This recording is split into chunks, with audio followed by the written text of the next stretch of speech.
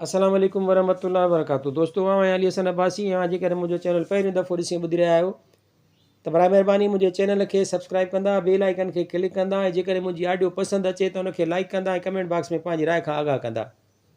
किताब जो नालो आहे प्यार कहाणियूं अमरता क्लासिक्स। छपाईंदड़ अमरता पब्लिकेशन हैदराबाद सिंध। छापो पहिरियों अक्टूबर 2019। इदारे पारां प्यार कहाणियुनि जो प्यार। सिंधी इल्मो अदब शुरूअ खां निर्वार रहियो आहे। नसर हुजे या नज़म, लेखकनि ऐं शाइरनि पंहिंजे वसां कॾहिं बि कोन्हे घटायो। हलंदड़ दौर में छपाई सवली थी वई आहे, पोरीअ जी कुवत घटिजी वई आहे। ईअं नाहे त को अॼुकल्ह तहरीर जी हुस्नाकी घटिजी वई आहे, पर जेकॾहिं दिलि ते हथु रखी ॾिसिजे त अहिड़ा क्लासिक्स हाणे साम्हूं नथा अचनि जेके कंहिं दौर में लॻातार हिक ॿिए जे पोयां ईंदा हुआ। हिकु दौरु हुयो जो नाले पुठियां नालो दिलि अंदरि धमाल पैदा कंदो हो। मौज़ू कहिड़ो बि हुजे, लेखक जे कलम जी ताक़त पंहिंजे अंदर में ओत बि महसूसु थींदी हुई। हाणे उहे ज़माना शायदि ज़माना थी विया। अमरता पब्लिकेशन्स पंहिंजे इदारे अमरता छाप घर वसीले अव्हां ताईं सुरहाण साह अहसास उकीर ऐं दिलि जे हुज़ूर सां वियल वेलुनि में इल्मो अदब ताईं पहुतल कुझु शहपारनि खे हिकु भेरो वरी अव्हां ताईं पहुचाइणु चाहे थी। इहा पक अथऊं त हलंदड़ नस्ल मां पढ़ंदड़नि जो घणो अंगु उन्हनि इस्मनि खां नावाक़िफ़ हूंदो। क्लासिक्स जी पहिरीं कड़ीअ में मुहबतुनि जूं 3 तहरीरूं पंहिंजे अंदर खे कोरे अव्हां जे हथनि ताईं पहुची रहियूं आहिनि। लिखण जो कमाल, काग़ज़ ते अंदर जे ॼर अहसास जी सगारी कैफ़ियत खे अखियूं ॾिसो, उहो ई हिननि तहरीरुनि जो कमाल आहे। हिननि प्यार कहाणियुनि जो प्यार अव्हां जे अखियुनि, ज़हननि ऐं दिलुनि ते दस्तक ॾियण लाइ तयारु आहे। असांखे अव्हां जे राय जो उसीड़ो रहंदो। 10 अक्टूबर 2019 ईस्वी। फ़कीर मोहम्मद ढोल। मोहन कल्पना। मोहन बोलचंद लाला सां मिलो, जंहिंखे सिंधी अदब प्यार मां मोहन कल्पना सॾियो। 22 नवंबर 1930 ईस्वीअ ते कोटड़ीअ में ॼावल मोहन कल्पना सिंधी कहाणीकारी ऐं नाविल निगारीअ में सघारी हैसियत रखे थो। पंहिंजे लिखण जी शुरूआति हुन 1948 ईस्वीअ धारे आत्महत्या नाले लेख लिखण सां शुरू कई हुई, जंहिंखां पोइ हुन ॼण त कॾहिं बि पोइ ते मुड़ी न ॾिठो। तक़रीबन 200 कहाणियुनि, कुझु शाइरी ऐं तनक़ीद निगारीअ खे सीने में सांढे मोहन हिकु डिघो सफ़र तय कयो आहे। अञा राति बाक़ी आहे, आवारा, बुख इश्क ऐं अदब, चांड्रोकी ऐं ज़हर, दर्द जो दरिया, फ़नकार ऐं फ़ैलसोफ़, फ़रिश्तनि जी दुनिया, जहाज़ जे डेग ते, मां, सूरज जी ॻोल्हा, तूं मुंहिंजी सुंदरता जो आरंभ आहीं, उहा शाम संदसि अदबी गुटकनि जी सूंहं आहिनि। 1984 में उहा शाम ते साहित्य अकेडमी एवॉर्ड माणींदड़ मोहन जी शादी कुमल सां थी हुई ऐं खेनि हिकु न्याणी गीता जो औलाद थियो। पंहिंजी आत्मकथा बुख इश्क ऐं अदब में संदसि हयातीअ जूं वार्ताऊं पढ़ण लाइक़ु आहिनि। 19 जून 1992 ईस्वीअ ते हुन लाॾाणो कयो। कहाणी मान अपमान मोहन कल्पना जे तहरीर जो क्लास पेश करे थी। कहाणी मान अपमान। कहाणीकार मोहन कल्पना। राति जी ख़ामोशीअ जॾहिं आधी राति जी सरहद पार कई, तॾहिं शेखर पंहिंजे नए घर जे सजायल कमरे में पेर रखियो। शादीअ ते आयल दोस्त नेक तमन्नाउनि जा होका ॾेई वञी चुका हुआ। के मिट माइट पासे वारनि कोठियुनि में हुआ, जेके घेरट खाईंदे पंहिंजा पंहिंजा शादीअ जा किसा ॿुधाए रहिया हुआ। बैंड वारा वेंदे वेंदे ख़ामोशीअ जी मौसीक़ीअ खे सफ़ा बेहोश करे विया हुआ।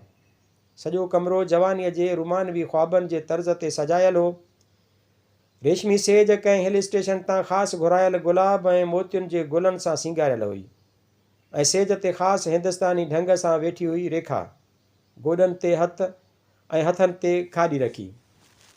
रेखा शेखर खे ॾिसी अखियूं बंदि करे हिकु डिघो साहु खयों, ऐं जॾहिं शेखर संदसि भर में अची वेठो तॾहिं अखियूं चमकाए हिन चयो, कीअं थी वई न असांजी शादी? उदास शेखर जे पेशानीअ ते फ़िक्र जूं हल्कियूं रेखाऊं ज़ाहिर थियूं। शेखर जे ख़ामोशीअ ते ख़फ़ी थी रेखा चयो, छा थो ॾिसीं?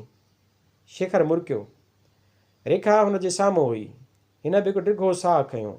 ओचितो हिन खे लॻो त कमरे में फ़क़ति गुलनि जी ख़ुशबू न हुई, हिकु ॿी बि सुगंध हुई, कची अंबड़ीअ जी ख़ुशबू जियां बिना मख़सूस जिस्म जे मास जी ख़ुशबू।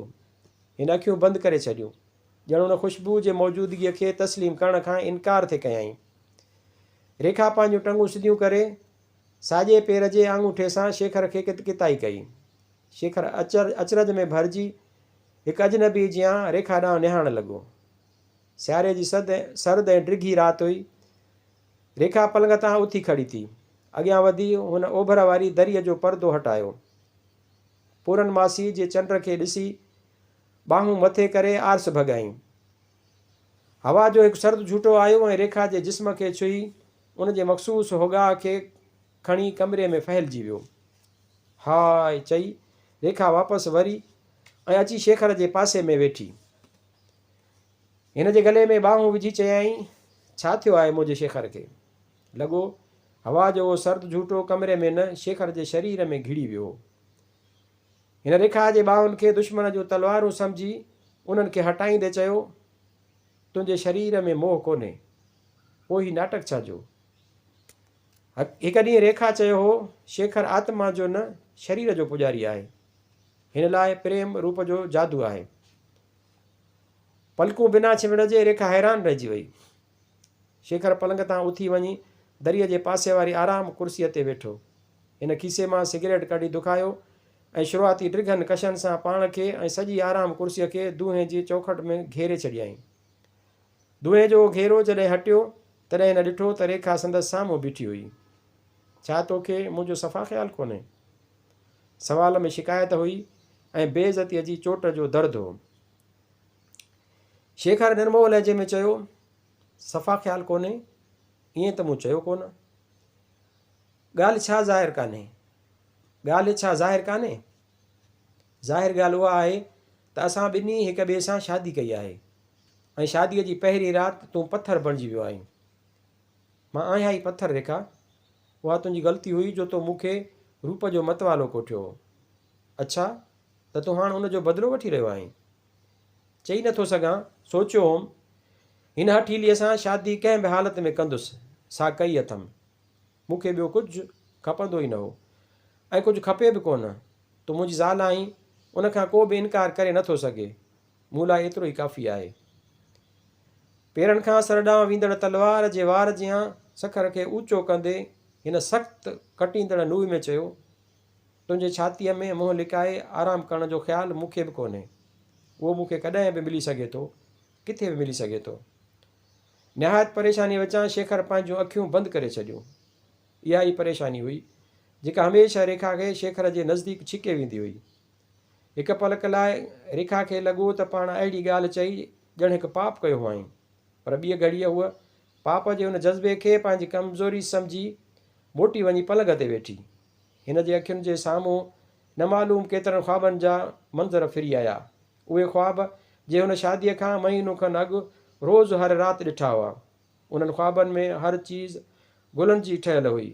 गुलनि जे उन माहौल में हिन जा विश्वास सर्द ऐं हल्का बणिजी टुटी पवंदा हुआ। पर हाणे हिन जो हर श्वास निहायत ॻोरो बणिजी वियो हो। हिन जे मन जी तार टुटी पई हुई ऐं ओचितो हिन जी आत्मा में वॼंदड़ संगीत बंदि थी वियो। मथे ते हथु रखी हिन तड़पी चयो, मां चई नथी सघां त तूं मूंखे चाहीं थो या नथो चाहीं, पर मां तोखे चाहियां थी। तो में रूप जो मोह कोन्हे? ठीकु आहे।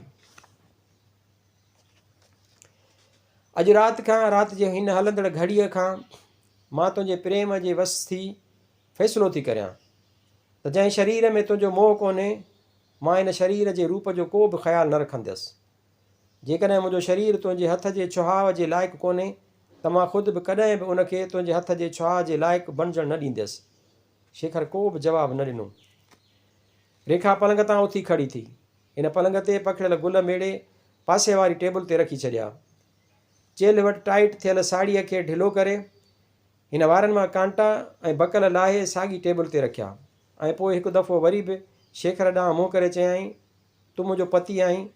इहा ॻाल्हि मां रड़ियूं करे दुनिया खे ॿुधाए सघां थी, पर हिकु ॻाल्हि ॿुधी छॾ शेखर, मां ज़िंदगीअ में कॾहिं बि तोखे पंहिंजे जिस्म खे हथु लाइणु न ॾींदसि। ईअं चई हूअ पलंग ते लेटी पई ऐं पासो वराए छॾियईं। हिकु हिकु करे पासे वारनि कमरनि जूं ऐं घरनि जूं बतियूं विसामी चुकियूं हुयूं। बंदि अखियुनि जे अंधकार में शेखर फ़क़ति यादुनि जे टांडाण जे पल पल खिवंदड़ ऐं बुझंदड़ रोशनी थे ॾिठी। ओचितो हिन जे अखियुनि में हल्की जलन थी। छा लुड़क? हाय कहिड़ो आहे हीउ मन? हिन उथी बत्ती विसाए छॾी ऐं अची साॻी आराम कुर्सीअ ते लेटी पियो। ॿाहिरि सख़्तु थधि हुई, पर शेखर खे लॻो हिन जे मन में एॾो ॾुख आहे, उहो उन थधि खे हिन कमरे में घेरण जो हक़ु ई न ॾींदो। पलंग भरिसां लंघंदे हिन हिकु दॿियल सुॾिको ॿुधो हो। हिन जे मन में आयो पाण रेखा जे भर में वञी लेटे। आख़िर त उहा संदसि प्रीतमा आहे, पत्नी आहे। न, हिन शादीअ खां अॻु मुंहिंजी बेहद बेइज़ती कई आहे, बेहद बेइज़ती। ऐं रेखा, उहा सोचे रही हुई, ज़ालिम, तो कॾहिं बि मूंखे एतिरो पंहिंजो न सम्झो आहे जो कॾहिं मूं ते हक़ ॼमाई, मूं ते को हुकुम हलाई, मूंखे पंहिंजे प्यार जे ॿंधन में जकड़ी। सभु दुख तो अकेले सिर भोॻिया आहिनि। तो कॾहिं बि मुंहिंजे कुल्हे ते सिर रखी उन्हनि खे ज़ाहिर न कयो आहे। तुंहिंजे उन नरमोह, तुंहिंजे उन बेरहमीअ, तुंहिंजे उन बेपरवाहीअ, तुंहिंजे उन हठ सदाईं मूंखे जलायो आहे, मुंहिंजे मन में आग लॻाई आहे। रेखा ऐं शेखर जी पहिरीं मुलाक़ात हिकु थिएटर में थी हुई। रेखा जॾहिं पंहिंजी हिकु साहेड़ीअ सां अॻी सीट ते अची वेठी हुई, तॾहिं शेखर हिकु थधो साहु खणी चयो हो, ओह, छा त अखियूं आहिनि! अखियुनि आहिनि या शेले जी कविता आहे। रिमार्क ॿुधी रेखा छिरक भरियो। कुझु चवण लाइ हिन पंहिंजे साहेड़ीअ ॾांहुं निहारियो। साहेड़ी स्टेज ते तक़रीर कंदड़ नाटक मंडलीअ जे सेक्रेटरीअ जे अदाउनि खे ॾिसण में मऊ हुई। रेखा मुश्की ॾिठो त शेखर भर में वेठल दोस्त खे चयो, दीपक, अॼु जेकॾहिं हिन छोकिरीअ हिकु सेकंड लाइ बि पुठियां निहारियो त मां हुनखे नमस्ते कंदुसि। दीपक चयो, मूंखे ख़बर आहे त जेकॾहिं हुन तो ॾांहुं मुरकियो त तूं हुनखे नमस्ते करण खां पेरे पवण बि बहितर सम्झंदे, छो जो ईअं करण सां तोखे हुनजे जुतीअ जे सख़्तु या नरम हुअण जी बि ख़बर पइजी वेंदी। ईअं चई दीपक राकासन वांगुरु टहक ॾेई खिलण लॻो। दीपक जे पासे में वेठल हिकु बुज़ुर्ग एतिराज़ु उथारियो, अमीं नाटक ते आया आहियो या बाज़ार में? दीपक मुख़्तसिर जवाबु ॾिनो, माफ़ु कजो, मां अञा बि नौजवान आहियां। शेखर हल्को खिलंदे चयो, ॾिस दीपक, मां त हिकु नज़र सां हुन ते मोहित थी पियो आहियां। तूं जेकॾहिं हिन अंदाज़ सां ॻाल्हाईंदे त पोइ हूअ मूं ते न, तो ते। हा, दीपक हिन खे विच में कटियो। नतीजे में मुंहिंजी श्रीमती घर जूं चाबियूं मुंहिंजे हवाले करे, मूंखे चाबियुनि जे न आहुनि जे हवाले करे वेंदी। रेखा अचरज विचां पुठियां निहारियो, पहिरीं दीपक ॾांहुं ऐं पोइ शेखर ॾांहुं। शेखर चयो, ॾिसो, हिन तरह पुठियां न निहारियो। मूं पंहिंजे दोस्त सां वाइदो कयो आहे, तव्हीं जेकॾहिं पुठियां निहारींदा त मां अव्हांखे नमस्ते कंदुसि। मां अव्हांखे नमस्ते करे सघां थो, पर हीउ बुज़ुर्ग जो मुंहिंजे भर में वेठो आहे, उनखे उहा ग़लतफ़हमी थी चुकी आहे त असीं ॿई दोस्त ठीकु माण्हू न आहियूं। थी सघे थो उहो एतिराज़ तौरु उहा सीट छॾे वञे ऐं कंहिं वॉलंटियर खे वञी असांजी दाह ॾिए। पोइ अव्हांखे नमस्ते करण जे ॾोह में मुमकिन आहे असांखे हिन थिएटर मां ई कढियो वञे। रेखा को बि जवाबु न ॾेई कंधु वराए छॾियो। साहेड़ीअ पुछियुसि, छा सुञाणीसि? रेखा कन घड़ियुनि जी सोच बाद मुश्की चयो, कुझु कुझु। ॿिए तरफ़ शेखर चयो, ओह, हुन जे अखियुनि में न फ़क़ति शेले आहे, बल्कि ब्राउनिंग, टेंसन, बायरन, कीट्स सभु आहिनि। दीपक तंज़ कई, ॼण अखियूं कोन्हनि, हिकु मुकमिल लाइब्रेरी आहे। ऐं ईअं चई वरी खिलण लॻो, पर हिन दफ़े हिन यकदमि पाण संभाले वरितो ऐं भर में वेठल बुज़ुर्ग ॾांहुं मुंहुं करे चयाईं, माफ़ु कजो साईं, ग़लती थी वई। ईअं त थी नथो सघे, तव्हीं मूंखे ॾिसी पंहिंजो माज़ी यादि करियो ऐं मां अव्हांखे ॾिसी पंहिंजो मुस्तक़बिल। बुज़ुर्ग ठाह लाइ मैदान साफ़ु ॾिसी मुश्की अंग्रेज़ीअ में चयो, उहा असांजी बदकिस्मती आहे जो असांजे ॾींहंनि में सिंध में हिकु बि सुठो थिएटर न हो। शेखर दीपक खे ॿांह खां पकिड़े वञी गेट जे साम्हूं वारी फुटपाथ ते बीठो। माण्हू गेट मां ॿाहिरि निकिरी रहिया हुआ। हिन जी नज़र कंहिंखे ॻोल्हे रही हुई। दीपक बेफ़िक्र सिगरेट छिकींदे तमाशो ॾिसी रहियो हो। रेखा जॾहिं साहेड़ीअ सां ॿाहिरि निकिती तॾहिं साहेड़ीअ मुश्की चयसि, ॾिस, साम्हूं फुटपाथ ते बीठो अथई। छा पागल आहीं? हिन बनावटी गुस्सो ज़ाहिरु कयो। ख़ासि बुरो कोन्हे, ॿाहुनि जा कफ़ मथे अथसि, ज़ाहिर आहे त किलारक आहे। ॿाहुनि में वाच अथसि पर टाइम नथो ॾिसे। लॻे थो त सब्र जो मादो जाम अथसि ऐं घर सवेल मोटण जो आदि कोन्हे। बूट में चमको कोन अथसि, उन मां ज़ाहिर आहे त अॻु में कंहिंसां प्रेम में कोन्हे, चुपचाप बिना चुरपुर बीठो आहे। उन मां ज़ाहिर आहे त मन में हिकु मुस्तक़िल सोच अथसि। जेकॾहिं हू तोखे ॾिसी मुश्के त सम्झी वञ त हू तो ते मोहत थी चुको आहे। चुप बि कंदीअ या बकंदी वेंदीअ, प्रेम जे मामलनि में पंडित्याणी आहीं। इहो उन मां ज़ाहिर आहे त तुंहिंजो श्री 24 ई कलाक तो ते फ़िदा आहे। पर हीउ जो सभु तूं चई वईअ छो? साहेड़ीअ चयो, you see it is youth, beautiful youth. हट, ईअं चई हिन आहिस्तगीअ सां पंहिंजो पर्स पंहिंजे साहेड़ीअ जे ॿाहुनि ते हयो, पर हुन जो हथु मथे ई रोकिजी वियो। साम्हूं शेखर ॾांहुं निहारे मुश्की रहियो। साहेड़ीअ चयसि, पासे में ओल पार्क आहे, हल त उते हलूं। जेकॾहिं हू पुठियां अचनि त सम्झ त ड्रिज न, तूं मूंसां गॾु आहीं। घर देरि सां पहुचण लाइ नाटक वॾे हुअण जो बहानो मां ई बणाईंदसि। रेखा शेखर ॾांहुं निहारे मुश्कियो ऐं पोइ साहेड़ीअ सां ओल पार्क तरफ़ वञणु लॻी। दीपक शेखर ॾांहुं निहारियो, चयाईं, भाई तोखे त इन्विटेशन बि मिली वई। बेइज़तीअ जे डप खां परेशान थी मां हिकु सेकंड बि हिते तरसी नथो सघां। ऐं ॾिस न, मूंखे त पंहिंजी हिकु ख़ूबसूरत ज़ाल आहे। उबाश माण्हुनि जीअं भटकणु, थधा साह खणणु, छोकिरियुनि जो पीछो करणु त मुंहिंजो सुभाउ कोन्हे, तुंहिंजो सुभाउ आहे। उन करे तूं उन सां निभाए। वरी खिली चयाईं, मुंहिंजी दुआ हमेशह तुंहिंजी हिफ़ाज़त कंदी पुट। ईअं चई बिल्स जो ताज़ो परचो शेखर जे कुल्हे ते ठका कंदे हू हलियो वियो। शेखर पुठियां रड़ कई, तूं वञी कला भाभीअ जे आंचल में मुंहुं लिकाए आराम कर। दगाबाज़ दोस्त, अॼु खां तुंहिंजी मुंहिंजी दोस्ती ख़तमु। दीपक ज़ोरदार टहक ॾिनो, पर हिन जो उहो टहक अध में ई कटिजी वियो जॾहिं हिन ॾिठो त पासे में हलंदड़ ऐं उनखे घूर घूर करे निहारींदड़ शख़्स साॻियो ई थिएटर वारो बुज़ुर्ग हो। समुंड छोलियूं मारे रहियो हुयो। राति जे काराण में फ़क़ति छोलियुनि जी अछाण ई नज़र थे आई। बीच वारियुनि बिल्डिंगुनि जे अॻियां जेका हिकु वॾी पथर जी दीवार हुई, रेखा हुनखे टेक ॾेई वेठी हुई ऐं शेखर हिन जे पहलूअ में लेटियो पियो हो। बेंच ते ॿिया बि केतिरा जोड़ा वेठा बीच ते ॿिया बि केतिरा जोड़ा वेठा हुआ, अलबत् पंहिंजी पंहिंजी दुनिया में गुम।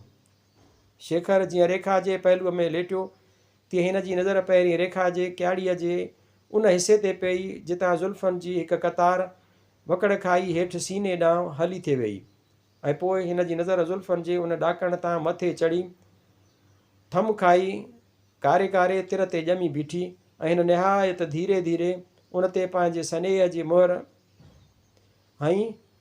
पर हू जॾहिं वरी रेखा जे पहलूअ में लेटियो तॾहिं हिन जे चहिरे ॾांहुं निहारींदे ई दंग रहिजी वियो।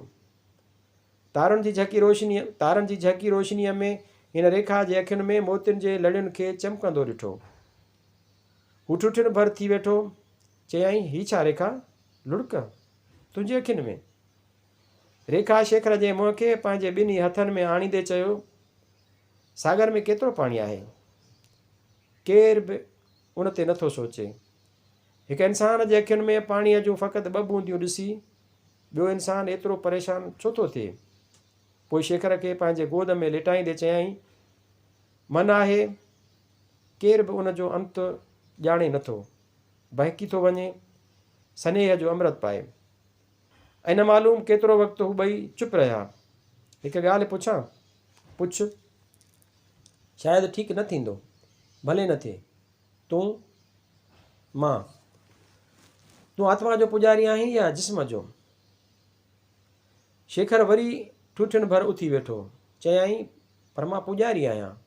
उहो तोखे कंहिं चयो? चाहे कंहिं बि न चयो हुजे, न चवण सां त सवालु रद्द नथो थिए। त ॿुध, शेखर पेशानीअ में रेखाऊं ठाहे चयो, मां शादीअ खां पहिरीं जिस्म जो पुॼारी आहियां ऐं शादीअ खां पोइ आत्मा जो। रेखा, मां तुंहिंजे पहलूअ में लेटियो पियो आहियां ऐं तुंहिंजे आत्मा जे तुंहिंजे मुंहं खे चुमियो आहे ऐं तुंहिंजी आत्मा खे। रेखा, मां तुंहिंजे पहलूअ में लेटियो पियो आहियां ऐं न तुंहिंजी आत्मा जे। मूं तुंहिंजे मुंहं खे चुमियो आहे ऐं न तुंहिंजी आत्मा खे। पर तुंहिंजे गोद, तुंहिंजो मुंहुं, तुंहिंजो शरीर कंहिंजो आहे, तुंहिंजो, पर तूं ख़ुदि छा आहीं? फ़क़ति जिस्म। उन ॾींहुं पार्क में विदाईअ जे वक़्तु तो चयो हो, I love to be loved. उन आई जो मतिलबु छा हो? तूं जा आहीं, जा सोचींदी आहीं, मुश्कंदी, लुड़क वहाईंदी आहीं, पर उहा तूं छा आहे? जेकॾहिं तोखे मुश्कण लाइ चप, लुड़कण लाइ अखियूं ऐं सोचण लाइ अकुलु न हुजे, तुंहिंजी हस्ती सिर्फ़ु का यादि कान्हे ऐं न फ़क़ति तुंहिंजो जिस्म ई तुंहिंजी मिल्कियत या दौलत आहे। तूं उहा आहीं जो तुंहिंजो जिस्म आहे, तुंहिंजो मन तुंहिंजी दिलि आहे, तुंहिंजो अकुलु, तुंहिंजो माणपो, तूं उहा बि आहीं जे तुंहिंजा जज़्बात, तुंहिंजूं यादूं, तुंहिंजूं कल्पनाऊं ऐं तुंहिंजा सपना आहिनि ऐं मां उन्हनि सभिनी खे चाहियां थो। पर तूं त शादीअ खां अॻु जिस्म जो पुॼारी आहीं। उन में कहिड़ी बुराई आहे? गुल जो गुण रूप न, पर उन जी सुगंध आहे, उहो मञा थो, पर पहिरीं गुल जो रूप ई आहे जेको असांखे उन जे नज़दीक वठी वेंदो आहे ऐं पोइ ई उन जी सुगंध असांखे मुअतर कंदी आहे। इहो तुंहिंजो रूप आहे जंहिं मूंखे तुंहिंजे क़रीब आंदो आहे। बाक़ी तुंहिंजी आत्मा जी सुगंध, उन जो क़दुरु करण लाइ मुंहिंजी बाक़ी उमिरि काफ़ी आहे।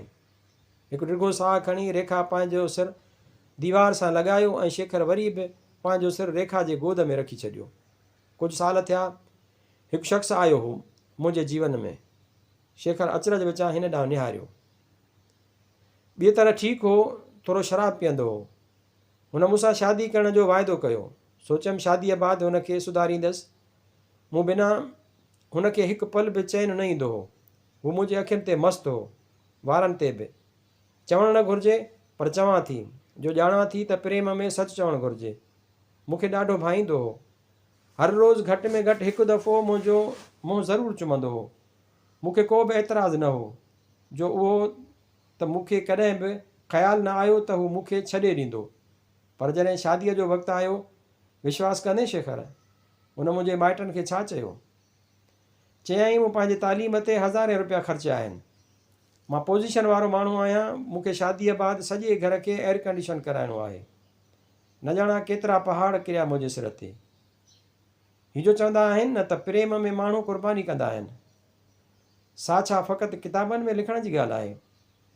प्रेम में त माण्हूअ खे सेल्फिश बणिजणु न घुरिजे। हू मुंहिंजे अखियुनि ते मतवालो हो। सोचियमि, उन्हनि अखियुनि खे जेकॾहिं कढी छॾिया त? वरी सोचियमि, हिन समाज में मर्द अक्सर औरतुनि ते ज़ुल्म करे थो ऐं असीं औरतूं उन जो मुक़ाबिलो नथियूं करियूं। न मालूम हिन दुनिया में केतिरियुनि औरतुनि मर्दनि जे उन ज़ुल्म जो शिकार थी ख़ुदकुशी करे छॾी हूंदी। हीअ सभु छा आहे? ज़ुल्म बि औरतुनि ते थिए ऐं औरतूं सज़ा बि पाण खे ई ॾियनि। मर्द जे भेट में स्त्रियूं जल्द विश्वास कंदियूं आहिनि ऐं हुननि जे प्रेम में लालच न हूंदी आहे। पर उहो ई कारण आहे जो प्रेम में भोगणो बि स्त्रियुनि खे ई पवंदो आहे। तंहिं ॾींहुं फ़ैसिलो कयो हुउमि त मां ज़िंदगीअ में कॾहिं बि कंहिंसां प्रेम न कंदसि ऐं जेकॾहिं को मर्द मुंहिंजे नज़दीक आयो बि त हुनखे ख़ूब हैरान ऐं परेशान कंदसि।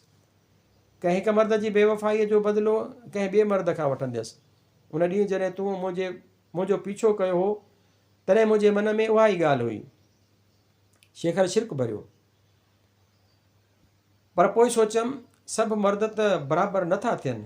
हिक जो बदिलो ॿिए खां वठणु इंसाफ़ त न थियो। पर हिकु ॻाल्हि चवंदसि शेखर, मूंखे ही शरीर जी पूॼा जूं ॻाल्हियूं असुलु पसंदि कोन्हनि। तो मुंहिंजे मुंहं खे चुमियो, उन में का बुराई कान्हे, पर मूंखे त उहो वणियो कोन। यादि अची वई हुन ज़ालिम जी, तॾहिं ई अखियुनि में लुड़क। मां तुंहिंजे हुन टुटल विश्वास खे जोड़ींदुसि। रेखा, तुंहिंजो विश्वास न, पंहिंजी क़िस्मत जोड़ींदुसि, पंहिंजो आईंदो। कला चांहि जो प्यालो शेखर जे अॻियां रखियो त हिन चयो, कला भाभी, मुंहिंजो जनम मरण जे फेरे में बिना विश्वास कोन्हे। मुंहिंजो अकुलु असुलु हुनखे क़बूलु न कंदो आहे।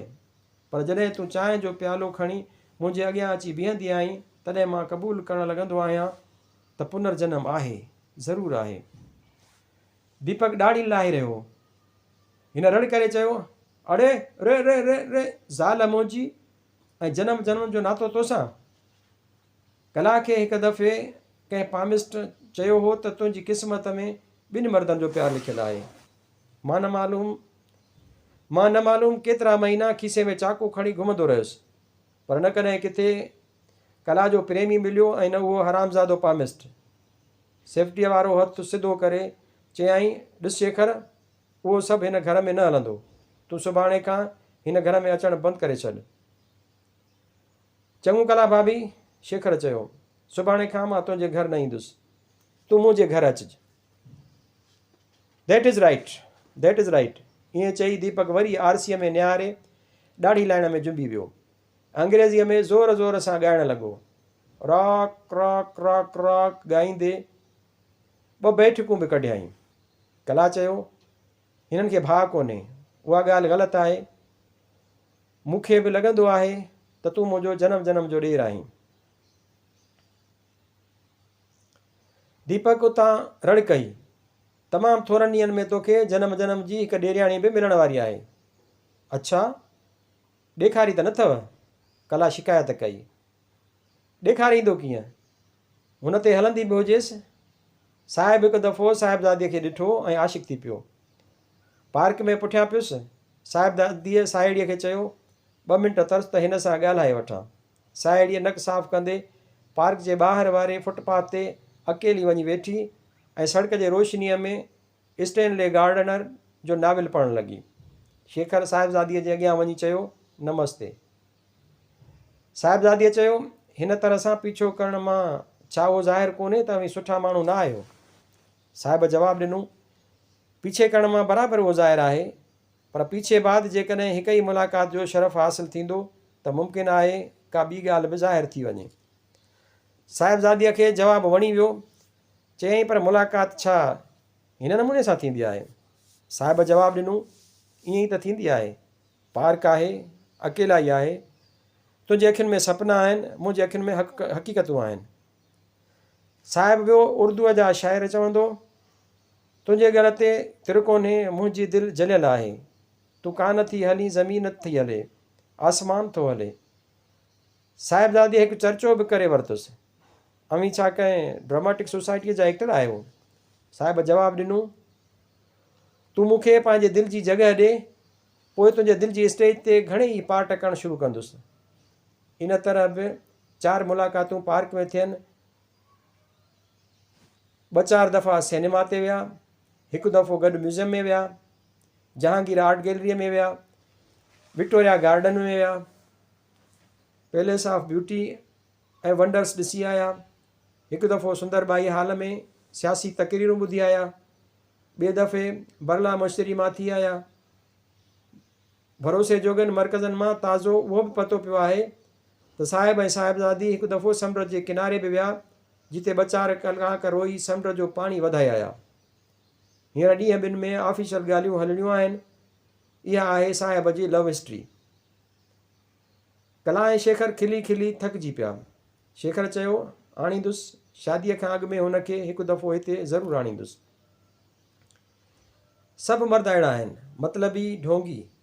रेखा ॼणु चिलाए चयो, पर थियो छा? सखी राधा पुछियुसि। मुंहिंजो मनु विश्वास करे वियो, पर हुन बि विश्वास टोड़े छॾियो। दादा वियो हो हुन जे चाचे सां मिलणु। सभु ॻाल्हियूं तइ थियूं। पछाड़ीअ में दादा पुछियुसि, भला कुझु ॾे वठि? चई, पंहिंजी न्याणीअ खे जेतिरो ॾींदा ओतिरो उहो ख़ुशि रहंदी। दादा चयसि, पर शेखर त उन जे बरख़िलाफ़ आहे। जवाबु मिलियो, हर नौजवान फैशन जे ख़्याल खां ईअं चवंदो आहे। दादा खे वधीक चयाईं, ॾेती लेती मूं बि वरिती हुई ऐं मुंहिंजे पीउ बि, केरु आहे जो नथो वठे? ॾिसो, ज़माने दीदा माण्हूअ खे खपे न हक़ीक़तुनि खे सम्झे। इन खे अटकल 6 महीना थिया। जॾहिं शेखर पहिरीं दफ़ो मूंखे किस, तंहिं बाद मूं उन ख़िलाफ़ु नापसंद जो इज़हार कयो। 2-3 महीना हू निहायत ठीकु नमूने सां मिलंदो हो, पर पोइ वरी हिन मुंहिंजे अखियुनि खे, कननि खे, चपनि खे, ॿाहुनि खे, आङुरियुनि खे, ॾिसो उहो सभु चवणु न घुरिजे, पर हू चवंदो हो, तूं जॾहिं आहीं मुंहिंजी, पोइ हीअ नापसंदी छो? हाणे छा इरादो अथई? मां हुनजो मुंहुं बि ॾिसणु नथी चाहियां। चङीअ तरह सोचियो अथई? हा। उन वाक़े बाद अवी गॾिया आहियो? हिकु दफ़ो हुन मुंहिंजे ऑफिस में फ़ोन कई हुई ऐं चयो हुआईं त हुन में संदसि को ॾोह कोन्हे। उहा हुन जे चाचे जी ग़लती हुई। ईअं थी बि सघे थो, मुंहिंजो मनु नथो मञे। उन बाद हू छा तोसां न गॾियो आहे? हिकु दफ़ो ख़त लिखियो हुयईं, चवे थो हुन पंहिंजूं निशानियूं विञाए छॾियूं आहिनि। उहो सच थी सघे थो। न राधा, मूंखे ख़बर आहे हू आहे ई रूप जो पुॼारी। हुनजो प्रेम कोन्हे, रूप जो जादू आहे। उहा मुंहिंजी ग़लती हुई जो मां पंहिंजे पहिरें आज़मूदे मां न सिखियसि। मूंखे सिखणु खपंदो हो। मुंहिंजो हिकु कमु कंदी आहे राधा, हिकु दफ़ो शेखर सां मिल, खेसि चओ त सभु कुझु विसारे छॾे ऐं छा, ऐं हिकु कूड़ ॻाल्हाइजे। कूड़? कहिड़ो कूड़? खेसि चइजि त रेखा जो पहिरियों प्रेमी वापसि मोटी आयो आहे ऐं चइजांसि त उहो तोखां घणो बहितरु आहे। उन कूड़ ॻाल्हाइण मां फ़ाइदो? मुमकिन आहे पोइ हू मूंखे आसानीअ सां छॾे सघे। मर्द ॿियो सभु कुझु बर्दाश्त करे सघंदो आहे, पर हू अहिड़ी ॻाल्हि कॾहिं बि सही न सघंदो आहे। मुमकिन आहे त हुनजो सॼो प्रेम नफ़रत में बदिलिजी वञे ऐं मां ईअं ई थी चाहियां। शेखर चयो, राधा भेण, न मालूम केतिरो विञायो आहे। मूं रोशनी आहे न, उन करे अखियूं बिल्कुलु चुप आहिनि। पर हिकु ॻाल्हि चवंदुसि, ज़रूरु चवंदुसि। रेखा पंहिंजे ज़िंदगीअ में ॿिनि पुरुषनि खे प्यारु कयो आहे। ॿिए खे न मिली त छा थियो? मुंहिंजो दर्द मुमकिन आहे मूंखे निहोड़े छॾे, पर मुंहिंजो मनु उहो बि ठीकु थो सम्झे त रेखा आख़िर उन खे पातो जंहिंखे उन कॾहिं चाहियो हो। उहो मुंहिंजी ख़ानगी मिल्कियत त हुई कान। सोचां थो जेकॾहिं मूंखे पंहिंजे प्रेम जे हिन नतीजे जी अॻुवाट ख़बर पवे हा त मां रेखा जे जिस्म खे हथ बि न लॻाया हा। न उन करे त हिकु मर्द जे हथ जी छुहाव सां औरत जो जिस्म नापाक थो बणिजे, न, अलबत हथ जो उहो छुहाव स्त्रीअ लाइ हिकु मुसीबत भरी यादि बणिजी वञे थो। मुसीबत भरी उन करे जो विछोड़ो मिलियो, जेतोणीकि विछोड़े खां अॻु वसल जे घड़ियुनि में उहो सभु फितरी हो, ऐं फितरी हो उन करे सुंदर हो। विछोड़े सबबु उहो असुंदर पोइ बि नथो बणिजे जेकॾहिं को विछोड़े खे बि सहज स्वाभाविक क़बूल करे। कमरे में ख़ामोशी छायल हुई। शेखर जे अॻियां चांहि रखी हुई। हू सिगरेट छिके रहियो हो। कला मशीन ते कुझु सिबी रही हुई। दीपक चुपचाप पलंग ते लेटियो पियो हो ऐं ख़्याली निगाहुनि सां दीवार ते टंगियल ताजमहल जी तस्वीर ॾांहुं निहारे रहियो हो। शेखर चांहि जो हिकु ढुक भरींदे चयो, कला भाभी, तुंहिंजी साहेड़ी शायदि मुंहिंजे वञण खां अॻु न ईंदी। हिन ॻाल्हि खे कुझु उन ढंग सां पेश कयो ॼण को कला जी साहेड़ीअ सां हिन जो को बि वास्तो न हो। पहिरीं हू ई हुनखे हिन घर में वठी आयो हो। तंहिं बाद कला जी उहा साहेड़ी हिन जे ज़िंदगीअ मां हली वई हुई, पर कला सां हिन जो पको सुबंध जुड़ी चुको हो।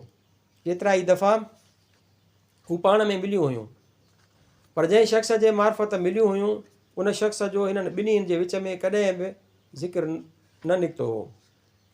शेखर खे जॾहिं ख़बर पई त उन शाम जो रेखा उते अचणी आहे, तॾहिं हू बिना तरसण जे वापसि मोटण लाइ तयारु थी वियो त मुमकिन आहे त रेखा ते उहो असरु पवे त कला भाभी कंहिं तरह ॿिन्हिनि खे मिलाइणु चाहे थी। मुमकिन आहे त पोइ हूअ कला खां बि दूरि थी वञे। रेखा पंहिंजे दुनिया में ख़ुशि आहे, मां हुन ते पंहिंजी छाया बि विझणु नथो चाहियां। कला हिन खे चयो, शेखर, मां बराबरि तोखे रोके नथी सघां, पर हिन तरह सां तूं वापसि मोटी वञी उहो मूंखे ठीकु नथो लॻे। घटि में घटि चांहि त पी वञे। ऐं जॾहिं चांहि पी शेखर प्यालो टेबल ते रखियो त चयाईं, अच। दीपक बि पलंग तां उथी पासे वारीअ कुर्सीअ ते अची वेठो। रेखा कमरे में शेखर खे ॾिसी हिकु पलक लाइ सम्झी वेई। ॿिए घड़ीअ हल्की हल्की ख़ुशी बि थियसि। हिन खे केतिरनि ॾींहंनि बाद ॾिठो आई, पर शेखर बणिजी छा वियो आहे? एतिरो उदास, एतिरो परेशान।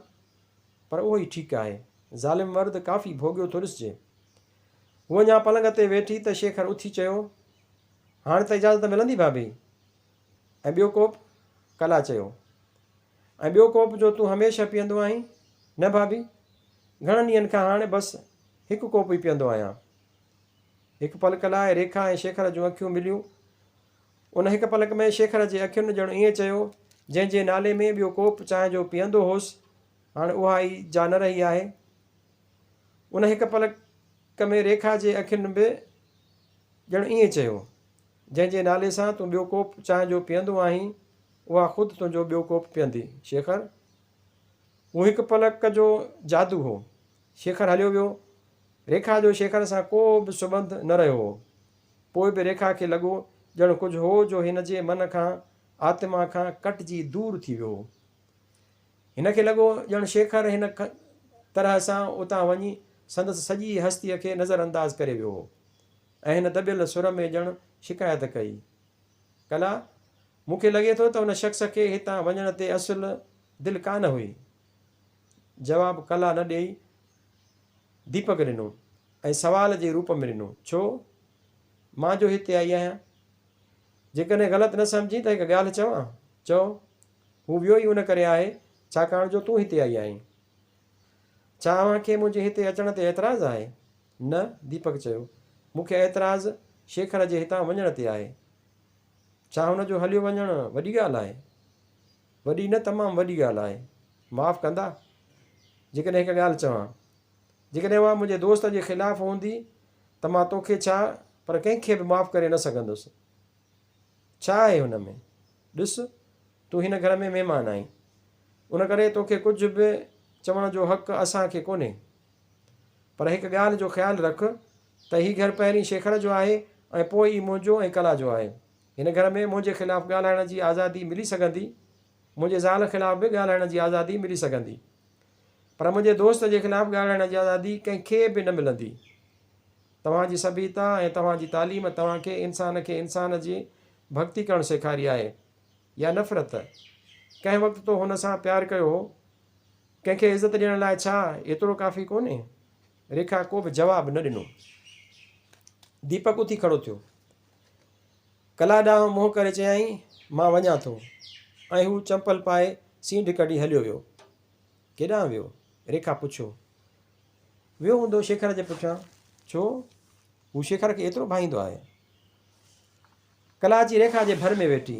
चयईं, जॾहिं शेखर बेरोज़गार हूंदो हो तॾहिं अक्सर हिते अची वेहंदो हो। हिकु दफ़े हुनखे चयुमि, अव्हांजो दोस्त बिल्कुलु निकमो माण्हू आहे। ॿुधी एतिरो त बिगड़जी वियो जो मां वाइड़ी थी वियसि। ॿई गहरा दोस्त आहिनि, हिक ॿिए खे हर का ॻाल्हि ॿुधाईंदा आहिनि। ओ वेंदे मन जूं अधूरियूं अणचिटियूं सोचियल ॻाल्हियूं बि ॿुधाईंदा आहिनि। त पोइ हिकु ॻाल्हि पुछां? पुछ। छा शेखर पैसे जो पुॼारी कोन्हे? ही ॿई शख़्स निराला आहिनि, प्रोफेसर कोन्हनि, फ़िलसुफ़ कोन्हनि, कलाकार कोन्हनि, इंजीनियर या डॉक्टर कोन्हनि, पर पोइ बि वॾा माण्हू आहिनि, छो जो हू पंहिंजे गर्ज़ लाइ मतिलबी न बणजंदा आहिनि। पर हुनजे चाचे जो चयो हो, तोखे शादी हुन सां करणी हुई या हुनजे चाचे सां? कला, तूं मुंहिंजे ॾेर खे हिन तरह रुलाए केॾो वॾो ॾोह कयो आहे, तोखे हुनजी ख़बर आहे? कला, शिकायत नथो करे बराबरि, पर कॾहिं कंहिं हुन खां पुछियो बि आहे त हुनखे मानी छो न वणंदी आहे? छा उहो सच आहे? हू मानी खाईंदो आहे, छाकाणि जो जीअण लाइ मानी खाइणु ज़रूरी आहे, पर जीअण लाइ ॿियो छा ज़रूरी आहे उहो हुन खां पुछण वारो को कोन्हे। तॾहिं मूंखां वॾो पाप थी वियो आहे। हा रेखा, पर हाणे छा थींदो? न कला, उहो कूड़ो। छा कूड़ो? उहो त को शख़्स मुंहिंजे ज़िंदगीअ में वापसि मोटी आयो आहे। उहो कूड़ो? हा। सच? हा सच। पर तो उहो कूड़ ॻाल्हायो छो? मूं चाहियो थिए त शेखर मूंखे विसारे छॾे। रेखा, तॾहिं मूं तोखे ग़लति सम्झो हो। रेखा पंहिंजा ॿई हथ वधाए कला जे मुंहं ताईं आंदा ऐं चयाईं, तूं मुंहिंजे मुंहं में ॾिस, मुंहिंजे अखियुनि में ॾिस, केतिरो दर्द आहे, केतिरी पीड़ा आहे। विछोड़े जी हर राति कला मूं लुछंदे फतकंदे गुज़ारी आहे। सिगरेटनि जो सॼो पाकेट ख़तमु थी चुको हो। शेखर वाच में वक़्तु ॾिठो त राति जा 3 थिया हुआ। शादीअ जी पहिरीं राति मुनी गुज़री चुकी हुई। कमरे जे अंदरि, कमरे जे ॿाहिरि ख़ामोशी हुई। कमरे जे ॿाहिरि चांडोकी हुई, पर कमरे में ऊंदाही हुई, जहिड़ी तरह शेखर जे ज़हन में ऊंदाही हुई। उन ॾींहुं रेखा शेखर खे फ़ोन कयो हो, मुंहिंजी ग़लतफ़हमी दूरि थी वई आहे। दीपक दादा सां ॻाल्हाए तइ करे वियो आहे, जेकॾहिं पंहिंजे लाइक़ु सम्झी त। शेखर आराम कुर्सीअ तां उथी कमरे जी बत्ती ॿारे कुंड मां पाणीअ जो गिलास खणी हथ मुंहुं धोताईं ऐं पोइ अची पलंग वटि बीठो। रेखा ॾांहुं निहारींदे सोचियाईं, मान अपमान इज़त बेइज़ती जे झगड़े में छा अहिड़ा ख़ूबसूरत जिस्म नास थी वेंदा? न। बेइज़तीअ जे जोश विचां रेखा चयो, मां ज़िंदगीअ में कॾहिं बि तोखे पंहिंजे जिस्म खे हथु लॻाइण न ॾींदसि। शेखर खे ईअं लॻो त हिन पंहिंजे ज़ाल जी वॾी बेइज़ती कई हुई। रेखा जेकॾहिं हिन खे रूप जो पुॼारी सम्झियो हो त उहो सचु हो। उहो उन्हनि हालतुनि जो सचु हो जिन हालतुनि मां रेखा गुज़री हुई। प्रेम वस थी शेखर टेबल ते रखियल गुलनि मां हिकु बुक भरियो ऐं अॻियां वधी हुन उहे रेखा जे पेरनि वटि रखिया। बती ॿरण सां रेखा पंहिंजूं अखियूं बंदि करे छॾियूं हुयूं। पेरनि में कोमल गुलनि जो छुहा पाए हिन अखियूं खोलियूं। हिन पहिरियों दफ़ो शेखर जे अखियुनि में लुड़क ॾिठा। हू टप ॾेई उथी ऐं शेखर जे ॿाहुनि में हथु विझी चयाईं, हठीला, छा सभु ॾुख तूं अकेलो सहंदे? मूंखे पंहिंजो हिकु बि ॾुख न ॾींदे? शेखर रेखा जे कुल्हे ते हथु रखी चयो, इज़त बेइज़तीअ जे सवाल ते झगड़ो, मां सफ़ा टुटी वियो आहियां। रेखा, मूंखे माफ़ु कर। इन तरह मुंहिंजी शिकायत करे मूंखे पाप जो हिसेदार न बणाए। ऐं रेखा साड़ीअ जे पलांद सां पहिरीं शेखर जा ऐं पोइ पंहिंजा लुड़क उघी छॾिया।